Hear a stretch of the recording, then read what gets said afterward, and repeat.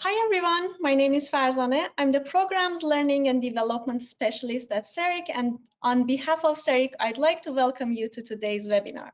Today, we are delighted to have a follow-up session with Zabeen Hirji, Executive Advisor at Deloitte, on her powerful Connexus conference keynote. We really appreciate her taking this time to join us to continue the learning on a future of work that works for all. But before we start, I'd like to acknowledge the Huron-Wendat, Petun, Haudenosaunee, Hanishinaabe, and Mississauga Hanishinaabe of New Credit that share a special relationship to the territory in which CERIC's office is located in Toronto. And I myself am based in Montreal right now on the traditional territory of Knien'Kehaka, and I invite you to consider the Indigenous connection, past and present, to the land where you are living. We are grateful to have the opportunity to learn together on these lands today.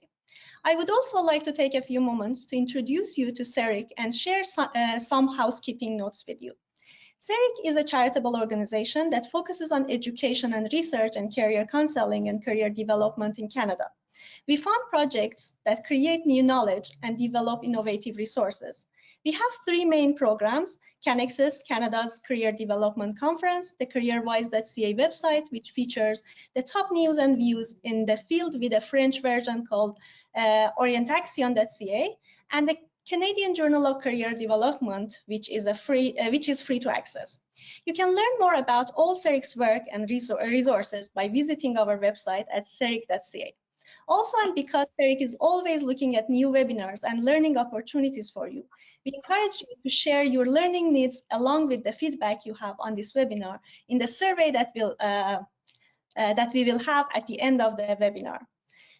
Now, a couple of housekeeping notes for today's webinar. You can interact with Zabeen and ask your questions or share comments at any time by using the questions function you see on your screen. We have also shared with her the questions you submitted on your webinar registration form, as well as the ones she wasn't able to get to during her Connexus keynote.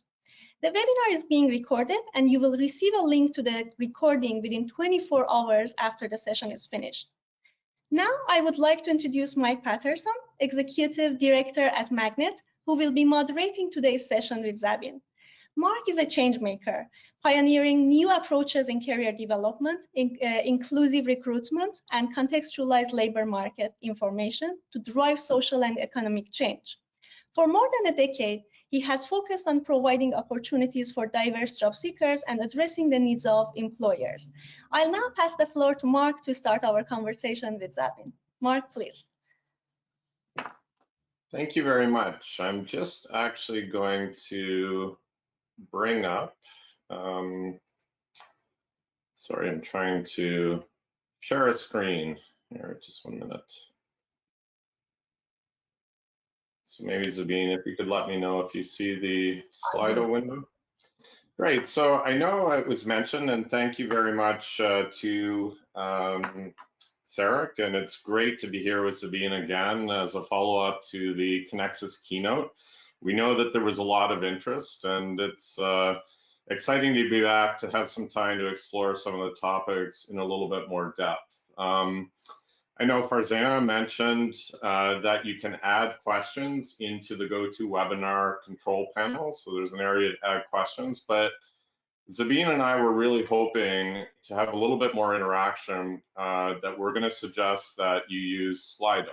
So many of you may have used Slido already. It's pretty simple. If you have a web browser, you can go to slido.com. So you'll see on the screen on the left, slido.com, and you can add in the number 199784, and that will bring you into this session's Slido tool where we can do polls, and we can also see your questions in a more interactive manner. So we will be monitoring the questions through GoToWebinar as well, but this will allow us to get a little bit more feel for what you're thinking during the presentation, which we think will be really useful. It's a bit of a challenge when you're sitting in your basement looking at a webcam and trying to get a sense of how everybody is reacting to what we're saying. So if you can sign up for Slido. That would be great. If you're unable to sign up for Slido, we will be looking at the questions in GoToWebinar as well. So again, we've recognized the land acknowledgement. It's something we always want to prioritize at the beginning of any meeting. And I know we are all on different lands, perhaps calling in from across the country. So reflecting and acknowledging the harms and mistakes of the past and considering how we can, each in our own way, try to move forward in a spirit of reconciliation and collaboration is very important, not only to Sarah, but also to Zabeen and I on this call. Zabeen Hirji, just to read her bio again, is an advisor to business, government, and universities, a recognized thought leader. She advises on leadership and talent, workforce and culture transformation, lifelong learning, equity, diversity, and inclusion, youth employment, and purpose-led organizations. Current roles include executive advisor, future of work at Deloitte, executive in residence at Simon Fraser University, member external advisory board for EDI at UK Research and Innovation, and chair Civic Action. Zabeen is a former chief human resources officer for RBC. Her experience across all sectors makes her an ideal to kick off this session. And many of you attended the keynote session at the CEREC Connexus conference. Zabeen is also somebody who I've had a tremendous amount of respect for and who I've had the privilege to get to know over the last few years at events and conferences across the country. So again, we welcome Zabeen back for this discussion today. I'm going to ask people, again, if you've had a chance, hopefully you'll see a poll when you sign into Slido. That asks in one word, how do you feel about the future of work? If you could perhaps complete that poll while we're starting this session. We'll see the word cloud coming up as we go through. So we see excited, uncertain, optimistic, and hopeful starting to go through. So please continue to add, but Zabeen, while everybody is doing that, I was really interested in the title of your keynote, and on reflection, wanted to open the session with that. It was called A Future of Work That Works for All. Can you tell me a little bit about your thought process in how you picked this title and why it was important to frame it this way? You know, that's a really good question, Mark. I've not really been asked that before. So once again, though, everyone, I'm so delighted to have so many of you join in again. The keynote was so much fun for me, and even though I couldn't see you, just the energy that I saw through the chat was really super for me. And then just the engagement after on LinkedIn post, and great to see people reflecting, thinking about, and we're all in our own way change makers, and that's really what this session is about.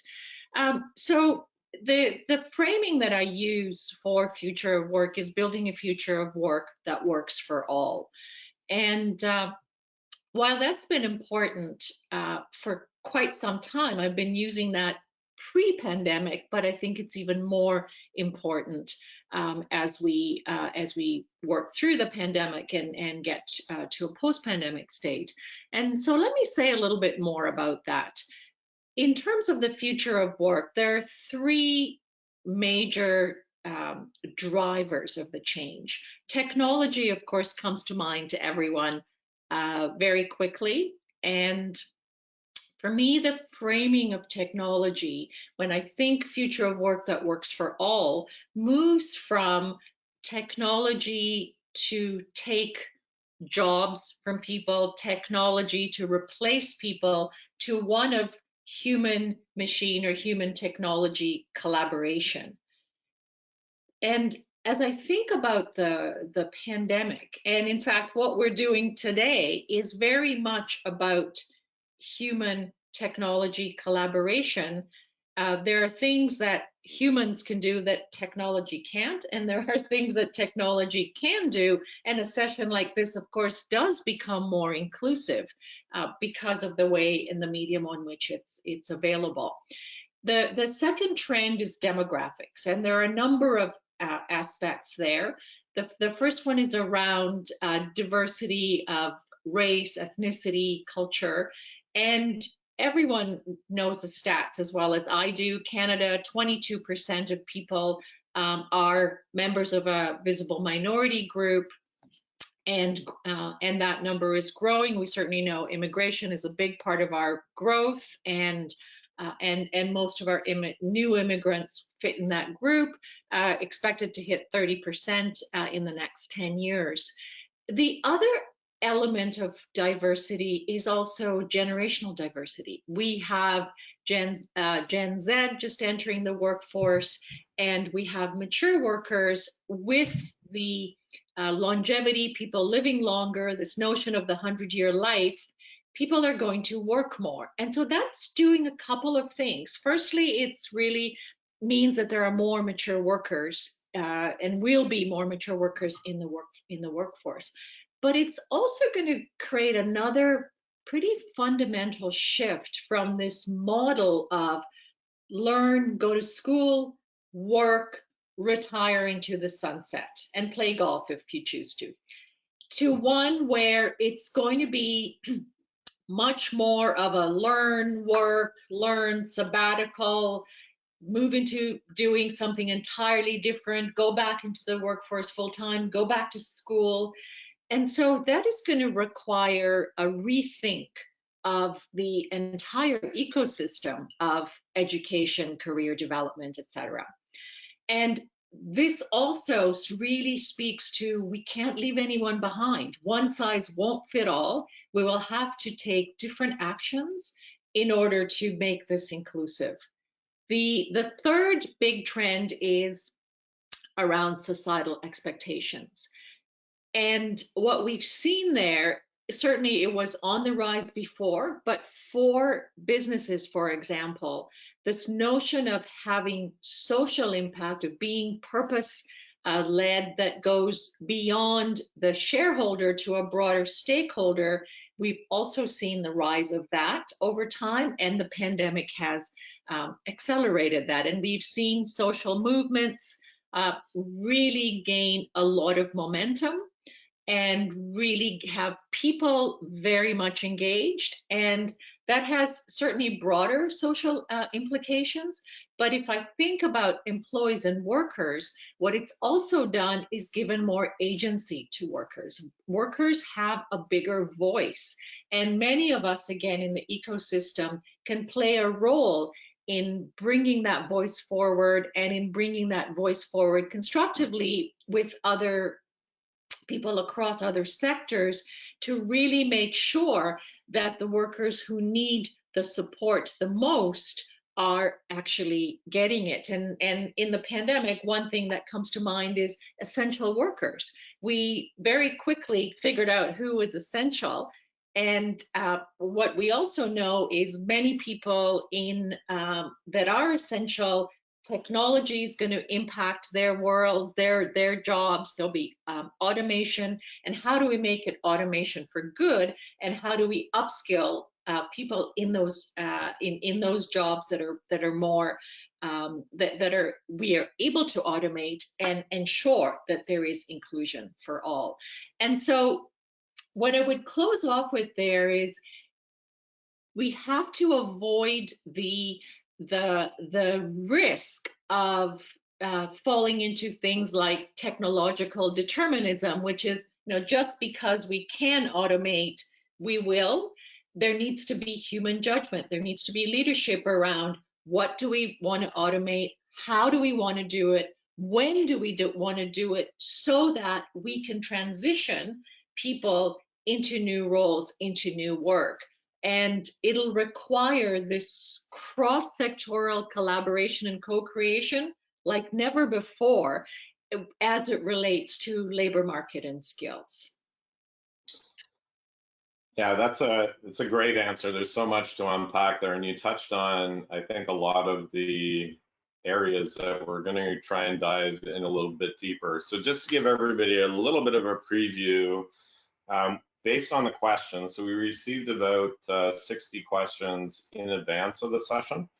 And we kind of bucketed them into groups. And so there's a section on the future of work, and COVID came up very prominent in there and some of the things that have changed. So we're going to spend a little bit more time on that. Then there's another whole section, Zabeen, there was a lot of interest and a lot of the questions around human skills. You talked about power skills, which really resonated with people during your keynote, and then the human machine collaboration. There's another kind of cluster of questions, like, and you can see it coming up actually in the word cloud, I think, or at least it's alluded to in this, I see it, is how do we stay human in a digital world? And what do we choose to automate? And how do we avoid, technological determinism, as you mentioned already?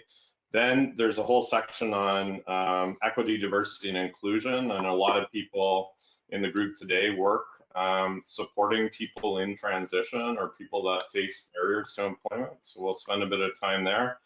Reimagining career development was another theme that came out pretty clearly.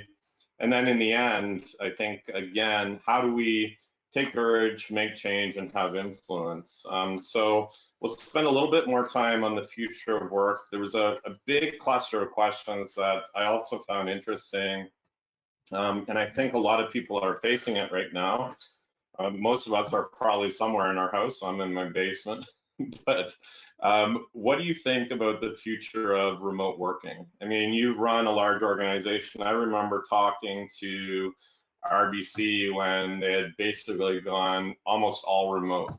So if you were in that kind of role now, how would you be thinking about the transition after the pandemic is over? Yeah, thanks, Mark, and I certainly work very closely with CHROs of large employers across all sectors, and this is definitely front and center for people. And it's interesting what's happened through the cycle of the pandemic. When the pandemic first hit, it was really remarkable how within a few days, essentially over a weekend, we had 40% of the workforce shift to working remotely, working from home, essentially. And just think about that. Just think about how resilient, how adaptable, and how we were able to collaborate within our own organizations to make that work. No playbook, everything around the world changing, and that gives me a lot of hope and a lot of optimism. I saw optimism in the word cloud of the capacity of the human mind and the human spirit and the human capability. But that's a bit of a sidebar, and I love sidebars. So but initially people were saying, you know what, this works really well, remote. We're going to move to remote first or digital first, and that's going to be our new model. Over the last few months, there are a few organizations that have declared that, mostly in the tech side, but not all tech firms. A lot of tech firms too have gone to this hybrid model. Essentially, people working a combination of working from home and working from the office. And as we look at employee and workers' feedback, what they're telling us, roughly, most of the surveys land in this category of 15 to 20% saying that they'd like to work from home most of the time, 15 to 20% from the office most of the time, and 60% in the middle. Let's keep in mind, though, that only 40% of workers can do their work from somewhere else. So hybrid is where people are going. And it's going to be complicated, though. Excuse me, my allergies are acting up, and I'm going to have to sneeze. No worries. We're Yeah, live. I think it is going to be Proves complicated. that we're live and we're human. And so it's going to be complex. Organizations. This goes back to the agency comment I made about employees. They are listening to what employees are saying. They want to meet employees where they are. And so flexibility and choice is becoming a big part of the set of principles that organizations are using. And what I'm also seeing is organizations being much more open to test and learn, just as we did in the reverse. When we started working from home, we knew things were not going to be perfect. And so those principles of flexibility, choice, test and learn, and really to me, it's reciprocity. Employees will have to be flexible, organizations will have to be flexible. But one thing is clear, things that happen face to face, eyeball to eyeball, cannot all be replicated online. I don't know how you feel about it, but I cannot imagine Zooming all day long for the rest of my life. Yeah, and I think for us, so I can speak to my team. I remember it was March 12th, I think, last year, and we went remote. We've actually had a lot of growth since. So over half of my team I've never met in person. We interviewed online, hired online, and it was incredible, as you said. I never would have predicted that we could have transitioned so quickly. But when the actual need arose, I remember thinking before March 12th last year, like the year before, I don't think I had ever done a Zoom meeting with video on, and I don't think I've done a Zoom meeting without video after. Like, it just almost changed overnight. So it was really incredible. Sometimes, though, we almost need to be put under that pressure, I guess, to recognize that we can make that change. So I guess that's a little bit of a follow-on question I'd like to dig into. We know there's a lot of disruption coming. I think there's an amazing capacity to change. But sometimes how do you motivate people when we know change is on the horizon, but we haven't necessarily. So we know things like automation and other disruptions are coming. It will change, but how do we be more open to change? It's one of the skills or mindsets that you talked about in the keynote.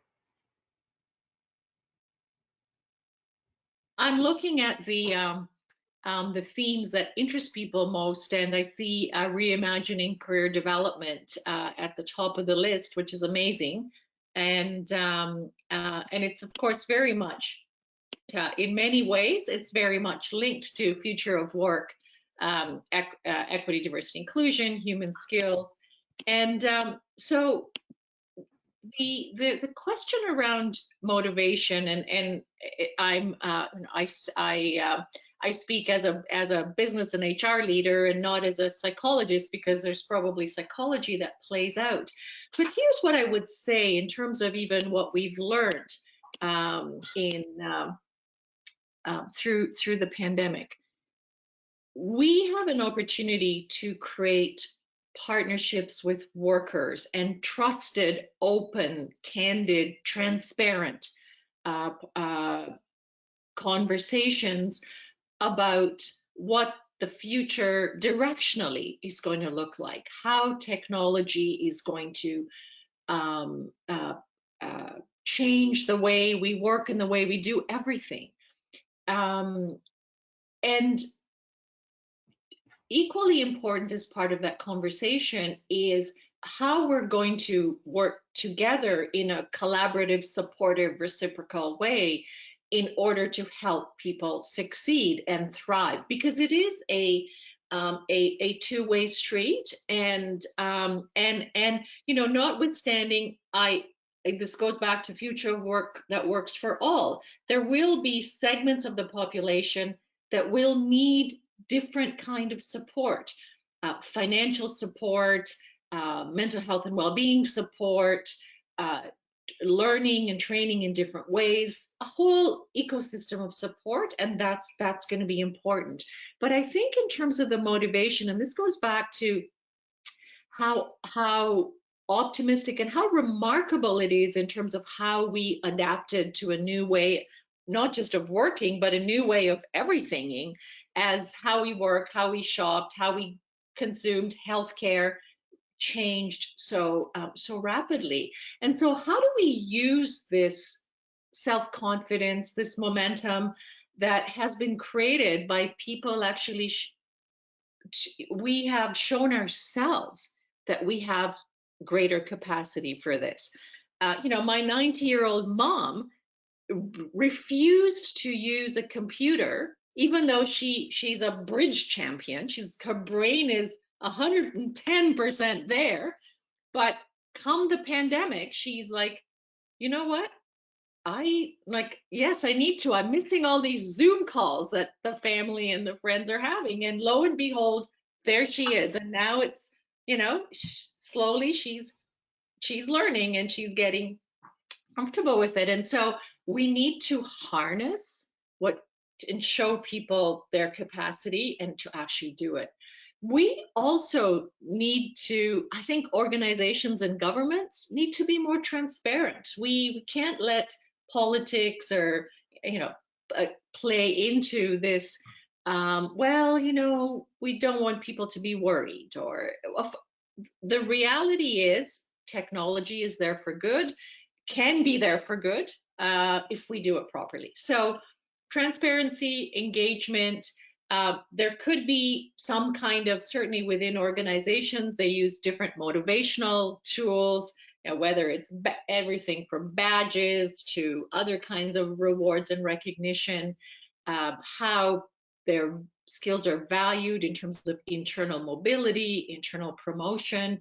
And I'm reminded by how the whole health and fitness movement really grew from, while organizations provide a lot of benefit support, for example, and culture support, over time it became seen as a joint responsibility. Nobody can go to the gym for me, or nobody can exercise for me. I have to do it myself.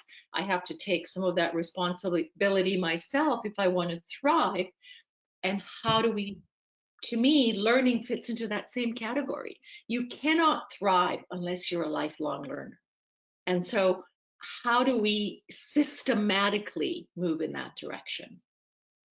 That's great. So we also had another poll, so we get an idea of who's in the audience. So and probably most of the people in post-secondary also working in experiential co-op or career center offices, but a lot of people that get a lot of questions, and I've been asked this a lot, and so a lot of you had a variation of a question, and this is getting into the skills. So what skills do you think are needed not only today, but 5 years from now? Another variation would be, what would you tell your new graduate from university, or your child or their child graduating from high school about where they should be focusing or what skills they should be focusing on developing? So maybe we could start. Yeah. Thank you for that question. And I do want to comment on your poll before I go into the skills. In terms of what I've been speaking about, to me, success will look like a lot more people representing employers, for example, in this kind of a conversation.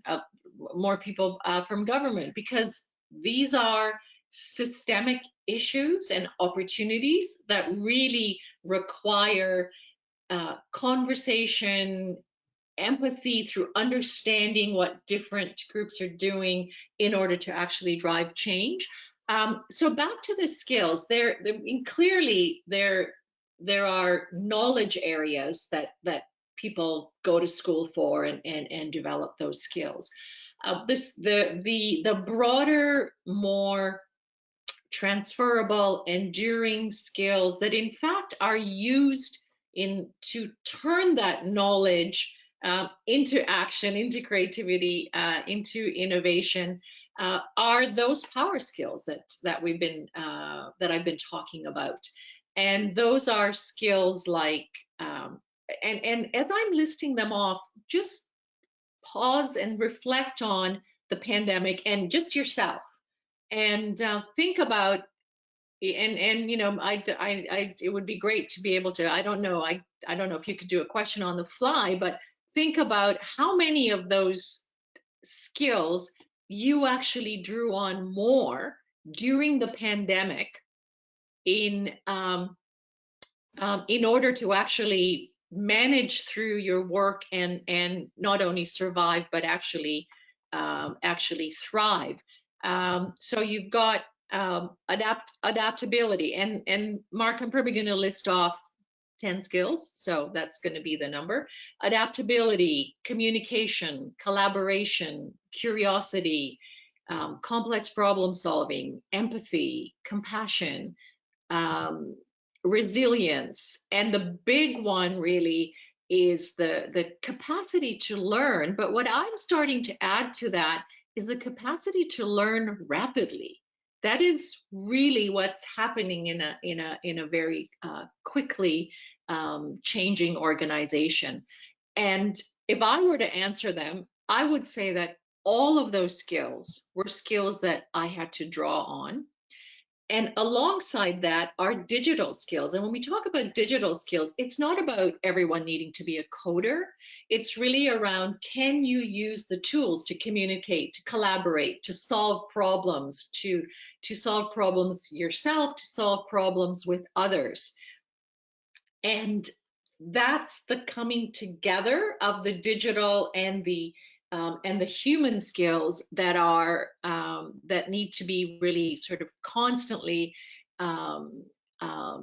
used. When you use, they're like your muscles. You know, the more you use them, the better that you get, and the more automatic that it becomes. Now, well, I don't want to be. I just realized a skill I need to improve is typing. But I think I got most of them. Critical thinking, yeah, would be another one. Critical thinking, empathy. I don't know. I guess, yeah. But it's already, unfortunately, it's already no worries. running, No, it gives us a sense, right? But adaptability is rising to the top. We've had to, and I'm not Pollyanna-ish on this, so I do want to make a comment around that. I believe that employers need to move faster on being able to really make these skills more tangible. And what I mean by that is be able to assess them, to hire for them, to promote for them, and to truly believe and act on. People can learn new knowledge. And I'll give you a very practical example. So I spent my entire career at RBC, and it's because I moved around to very different jobs. And while we didn't call them power skills, human skills, that's exactly the basis upon which I was moved. And the biggest one, I would say, was my capacity to learn rapidly. So I started in the retail bank. I went into operations, into technology, into strategy, into credit cards, and probably a few other things there, and then ultimately into human resources, and then brand and communications. Every time I went into those areas, they were my first job. I didn't have the deep knowledge base. But what the organization knew was I was adaptable, I was resilient, I could learn quickly. Digital wasn't such a big thing then, but certainly now I could communicate to different audiences, and collaboration. In fact, what happened, because I had been in so many different parts of the organization, I could collaborate even more because I knew people, I had relationships, and I was able to draw upon that. So a few organizations that are have used this for a long time. At RBC, 25% of people moved into new jobs every year. Internal mobility is a huge builder of these human and power skills. And again, as I say, paired with those digital skills, which we've all rapidly learned in that area in the last year. Yeah, that's great. So I'm going to maybe ask a few questions. Why, and just hone in on why do you place such an emphasis on diversity, equity, and inclusion? It comes out in your title. I know it's something we've talked about many times, and over the years that you've had a strong focus on in your entire career, and that we both feel is very important. Could you maybe dig into that a little bit more, and especially now? Yeah, for sure. Yeah, I have been in this active in this space for almost 25 years. Before it was really in fashion or in style, or it was very in the very early days. And I think this comes really from my belief that as humans, we all, we're born with the potential to do more, to be more, to grow, and to have impact. And things happen along the way, our experiences, our life experiences, our circumstances, that really change the degree to which people reach their potential. And that's what inclusion is about for me. Inclusion is about creating the environment, creating the conditions where everyone can realize their potential. And that's not only important at an individual level, it's certainly important to us as individual persons. It's important to organizations, it's important to communities, and it's important to a country and our prosperity. And I define prosperity as both economic prosperity and social prosperity. And this is one of the classic, it's both the right thing to do and the smart thing to do. And in a country like certainly in any country, but in a country like ours that is so large, so vast, and a relatively small population, we cannot afford to not draw out and bring out the best in everyone for us to maintain our future prosperity. And so it has always been a part, for me, a part of talent management. It's part of my future of work construct, and has been for the last 3 years that I've been speaking about this, because it's fundamentally about that the talent aspect. And it means that organizations, as career development organizations, as governments, as policymakers, as educators, we need to look at things through that equity lens, because we know that people have barriers, and quite often because of what they look like or what their socioeconomic circumstances are like. And like many things, it certainly has a personal aspect for me too. I came to Canada at 14, so I went to high school and did my university education here. But my dear mom, who I keep coming back to, my father had passed away a couple years before she brought us to Canada. I came from Tanzania, and she went through that classic no Canadian experience, no job, no Canadian experience. And I don't want to see that happen to more people. I don't want barriers that don't make sense to continue to occur. So for me, it's also very personal. That's great. And I know a lot of people on this call, as I mentioned, support people, so there were a lot of questions around supporting and valuing people that face, different barriers to employment, disabilities, etc. And I think you've really touched on it. And you alluded to it earlier, where we've actually, through the pandemic, realized what essential also is. So valuing our essential workers, and really understanding how everybody needs a place to have meaningful work and value, and how we need to value maybe and think about how we value work differently. I just want to ask everybody, we are going to, I think, start going to more of your questions. We have about 20 minutes left, and there are a lot of questions coming in. If you have a question or want to put a question into Slido, please do that. Also, if you're adding a question, if you could scan the questions that are there first and maybe upvote or like a question that's already there, just so we're trying to aggregate some of the questions in. And we also have some questions on GoToWebinar. So, Zabeen, the first question is, you see that was voted up to the top, is, do you think that working from home long-term will help or hinder our society? So you've already kind of gone into this a little bit and suggest that it's probably going to be more of a hybrid model. But what's your perception on the impact that may have, positive or negative, on society? These are important questions to consider when making decisions and choices. And like many, I think, the questions that we've talked about, the answer is it depends. It depends on how well we do this.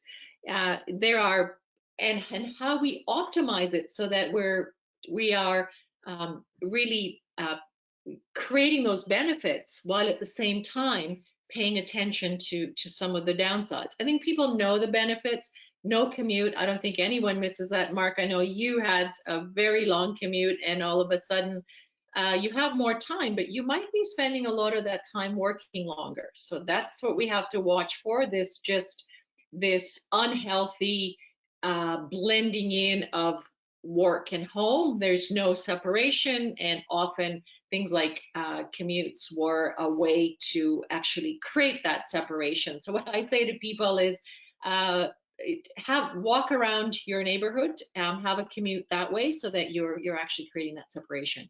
And people like time with their family, friends, being able to, I know for me, I integrate a couple of exercise classes during the week. In fact, I did one this morning at 8 o'clock, and those are all positives. We have to watch for things like mental health that comes from isolation, that comes from people being also sometimes in dangerous situations in their homes. Not everyone has the luxury of space. Not everyone has the luxury of, and shouldn't be a luxury, but for some people, good internet access is a luxury. I've been on calls where people have to turn off their cameras because they don't have, they're these are people in Toronto, but their buildings just don't have that much capacity, and so they are at a disadvantage. Of young people in particular saying, how will I get coaching, development, FaceTime with leaders, with others who really can help me grow my career? And so I think it can work really well for economy and society if we do it smartly. And this is where leadership and human judgment comes into play. So it's not about maximizing, it's about optimizing. Some might say, well, companies can save a lot of space, so let's maximize how much we can save. To me, that is not a winning solution. It really needs to focus on that optimization, where we get to a place where it's as close as we can get to a win-win. Yeah, I think you touched in your response on one of the themes that came out in some of the questions was the digital divide. So, there's, and I've noticed this as well, even people in Toronto, where you'd think people have good internet, there's challenges, but there's certainly in urban and rural. I live about an hour and a half outside of Toronto, and I'm still on cell phone internet, even now, doing this session. So, and then you have, certainly a big digital divide from the point of the country's infrastructure. So I know there has been government has been trying to pay attention to this, and there's new technology evolving. Some people, I think, in certain areas are starting to get Elon Musk's new internet, but it can be expensive. So there are a lot of challenges. The digital divide on accessibility to the internet. There's a digital divide on skills, so ability and computer literacy and digital skills literacy. And it seems to be exacerbating some of that urban, rural, and other things. So do you have any comments, maybe to some of the government people that are on the call, about the importance of ensuring that all Canadians have access, especially when the technology is I think you said it well. It's this goes back to a future of work that works for all. It's in urban areas, it's in rural areas, it's in far north areas, and providing internet access and broadband has to be seen as an essential service in order to really help people with their livelihoods, but also their lives. And more, as we said earlier, a lot of healthcare can be provided in that way, education. And so it's something that needs to be accelerated. Otherwise, people will fall behind even farther. So another question on the top: will the capitalist system take advantage of transition of more of our remote work to outsource to its third-party providers paying lower compensation? So I think this is a big underlying concern, as well, the uncertainty that you see, the emergence of a lot more gig work, uncertainty in employment. That's, I think, where a lot of the uncertainty was coming out in the word cloud. Like, what is all of this change really going to mean? You've kind of talked about, there are two paths in the future. And one is a positive view or aspect of how technology can actually help and make society more inclusive. But another is not so good. So maybe your comments on this, and maybe how we can ensure we're all playing a role in trying to influence that positive path. Yeah, I think you've actually made some really good points around this. It is one of those, it depends, and this is going to require new ways really of addressing this, and really I think from a leadership and government point of view, I would like to see the reskilling, upskilling, and future work that works for all to be raised to a level of significant importance. And absolutely, right now we're focused on the healthcare crisis, and but this needs to be in terms of, because it's about people's lives and livelihoods, to be honest. Work gives people meaning. It has a huge impact on their health and well-being, as well as, of course, they're meeting their economic needs. So the couple of points maybe that I haven't made that I would add here, I saw some interesting research from the UK that's just emerged, and I need to look into it some more, but essentially some employers are saying that what they found through the pandemic, that their employees, their workers who were actually employees of the organization, were more loyal in supporting them through the crisis, and were more willing to adjust and to help their organizations continue to do business and to thrive. So I found that quite interesting. And this is about the positive side and the optimism. There's definitely a move towards organizations really thinking more of stakeholder capitalism, looking at customers, employees, communities.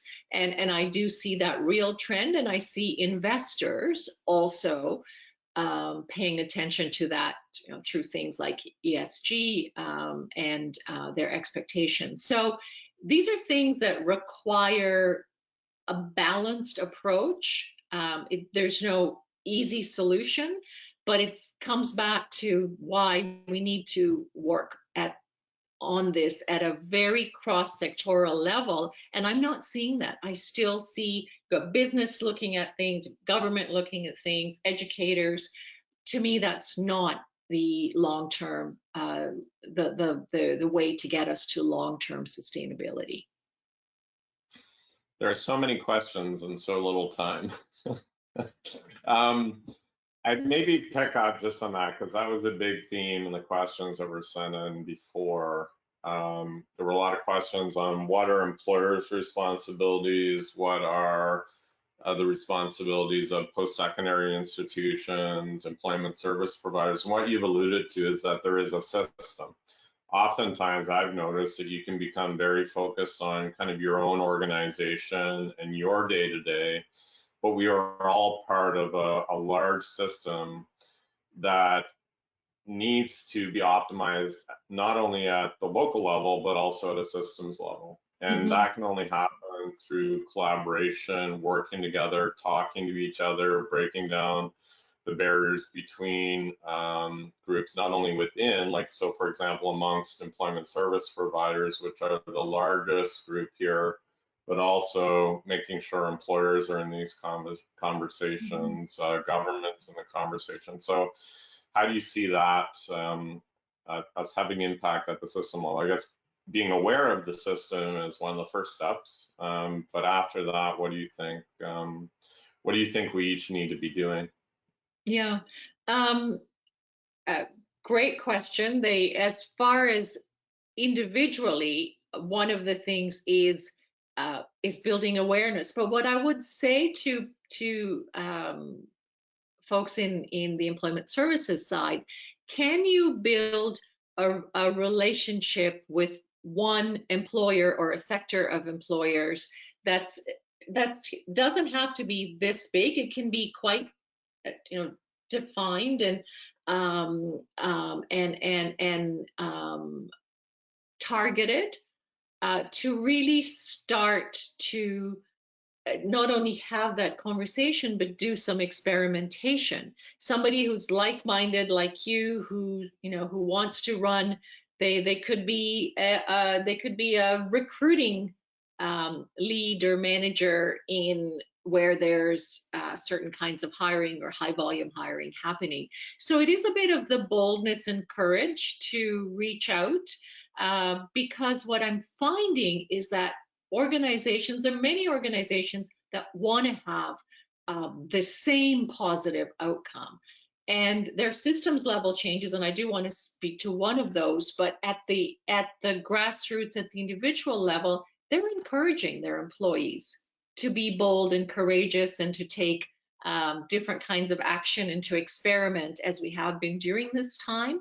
And so find the like-minded people. And I have found, because I do so many different things, for me, frankly, webinars and social media, and as you know, I'm just a LinkedIn user on social media.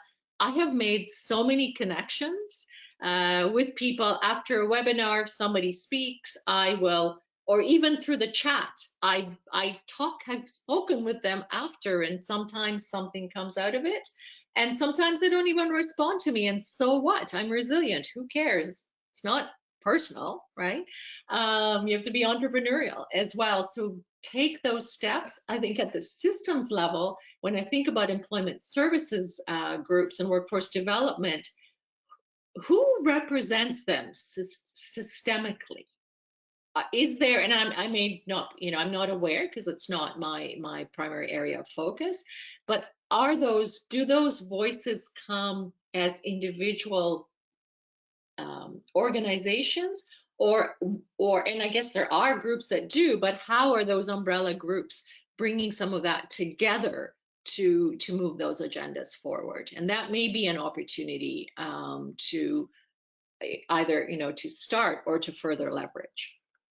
Yeah, so I think just there are a number of organizations provincially and regionally, and Connexus plays a big role in giving voice and CERIC to employment services. There are many organizations, the government more recently also, so really at the higher even systems level has launched initiatives like the Future Skills Center and so on. I would just mention that that's one area where I know the Future Skills Center is doing a lot of thinking around how they bring people together, how you share best practices across the country in all the areas we're talking about. We support a little of the work there through a community of practice that's available online. It's a digital tool where you can get involved in a lot of the same conversations. So I think we're at early days of exploring how to help the system come together, but there have been a lot of amazing organizations like Connexus doing that work as well across the system.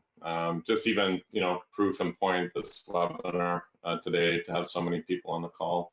I'm going to take a crack at trying to weave 3 or 4 or 5 questions together just for the sake of time.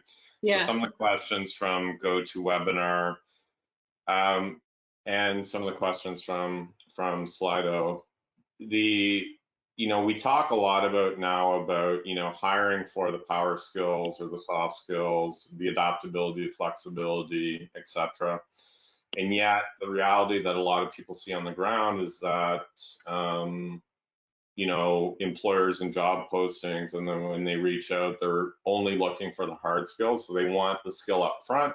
They're not necessarily willing to hire the person with the aptitude and adaptability and ability to learn and then invest in training as much as we'd like. We know the figures on what employers broadly across industries and sectors in Canada are spending on training employees is not even at the level of some other countries. So from your perspective, how do we get out of, and this comes up in different questions, has big impact on, things like that. I know you're very passionate about, even if you are trained in the skill, if it's not Canadian work experience, it may not be valued at the same level as international work experience, and yet companies here are sending people internationally to get an international experience. So I know I packed a lot of things into that question, but how do you think about it from your perspective? Yeah, that is, and I alluded to that a little bit when I was talking about the human skills as well. That is one of the systems level changes that probably is the most challenging. But at a individual level, there are a few questions there. There is a bit of it's back to working with organizations where collectively there's a way to demonstrate that those power skills, human skills can be leveraged. But I also wonder if there's a place for other kind of support. I mean, you look at small and mid-sized companies, which are the lion's share of employers.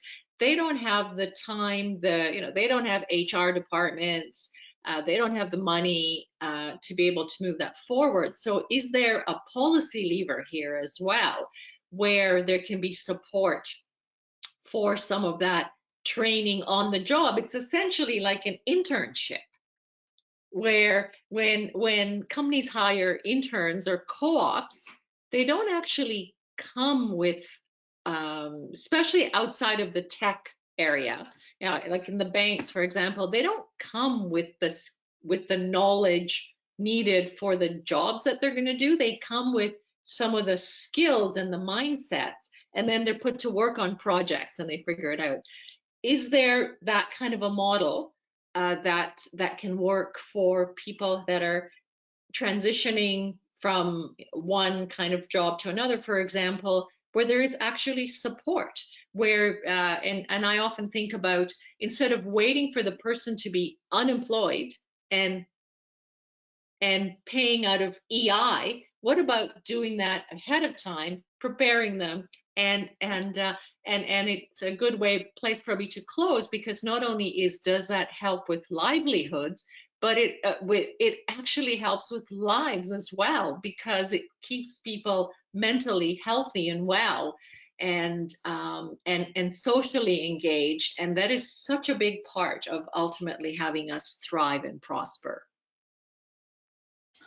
Yeah, so I can't believe the hour went so quickly. I feel like we may need a third session to get to half of these questions, or maybe there'll be future blogs on your LinkedIn